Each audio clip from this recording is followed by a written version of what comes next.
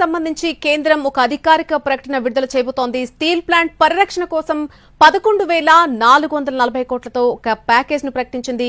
ఈ ప్యాకేజ్ కి కేంద్ర కేబినెట్ ఇప్పటికే ఆమోదం తెలిపినట్టుగా సెంట్రల్ మినిస్టర్ అశ్విని వైష్ణవ్ కూడా ప్రకటించారు. ఇదే అంశానికి సంబంధించి మరింత అప్డేట్ మా ప్రతినిధి రవిచంద్ర అందిస్తారు విశాఖ నుంచి. రవిచంద్ర, మళ్లీ ఆర్థికంగా తీవ్ర నష్టాల్లో కూరుకుపోయిన విశాఖ స్టీల్ ప్లాంట్ పునరుద్ధరణ కోసం కేంద్ర ప్రభుత్వం చాలా ఉదారంగానే సహాయం చేసిందని చెప్పుకోవాల్సి ఉంటుంది. దాదాపుగా ప్రైవేటీకరణ దిశగా వెళ్తున్న తరుణంలో 11,440 కోట్ల రూపాయల ఆర్థిక సహాయాన్ని ప్రకటించడం ద్వారా విశాఖ స్టీల్ ప్లాంట్ తన మనుగడను కొనసాగించే అవకాశం అయితే కలుగుతుంది. ప్రధానంగా ఈ వచ్చే నిధులన్నింటినీ కూడా దాదాపు 11,440 కోట్ల నిధుల్లో వేటి కోసం ఉపయోగిస్తారనే దాని మీద కొద్దిసేపటి క్రితం అశ్విని వైష్ణవ్ చెప్పిన సమాచారం ప్రకారం 3 బ్లాస్ట్ ఫర్నేస్లను కూడా వినియోగంలోకి తీసుకురాబోతున్నట్టు చెప్తున్నారు. ప్రస్తుతం 7.3 మెట్రిక్ టన్నుల సామర్థ్యంతో నడుస్తున్న విశాఖపట్నం స్టీల్ ప్లాంట్కి సంబంధించి 3 బ్లాస్ట్ ఫర్నేస్లు ఉన్నాయి.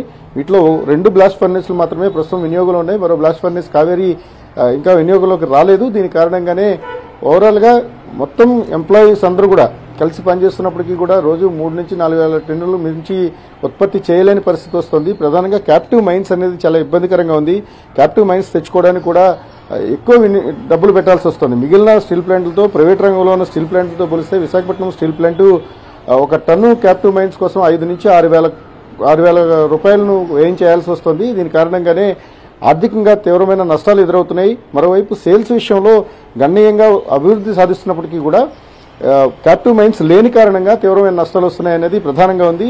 గడిచిన 4 సంవత్సరాలుగా కొనసాగుతున్న పోరాటం ఫలితం కావచ్చు, లేకపోతే రాజకీయ ఒత్తిళ్ల కారణం కావచ్చు, కానీ ఓవరాల్గా కేంద్ర ప్రభుత్వం అయితే విశాఖపట్నం స్టీల్ ప్లాంట్ ఏదైతే తమకు చాలా ప్రత్యేకమైన స్టీల్ ప్లాంట్గా కేంద్ర ప్రభుత్వం అశ్విని వైష్ణవ్ నోటెంటో వచ్చింది కాబట్టి ఖచ్చితంగా దీన్ని రివైవల్ ప్యాకేజ్గా దీన్ని కొనసాగిస్తూనే మరికొన్ని అదనపు సౌకర్యాలను కూడా భవిష్యత్తులో కొనసాగించే అవకాశం కూడా కనిపిస్తోంది.